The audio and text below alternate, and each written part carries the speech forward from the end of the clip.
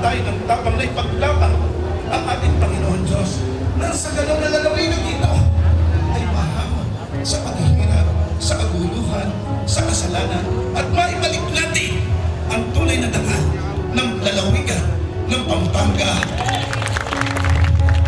At higit sa lahat ay mamuhay tayo ng payapa, mabuti at malalim bilang isang mabuting Pilipino at nananampalataya sa ating Panginoon.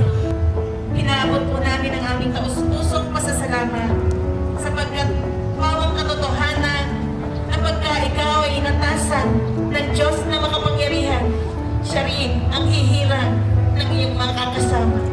Kaya po mula sa kaibuturan ng aming mga puso, ang aming taus-pusong pasasalamat sa inyo sapagkat mas lalo po kaming lumalakas habang nakikita na ang mga tao na isinusubo sa amin ng Ama upang aming makasama sa laban po na ito.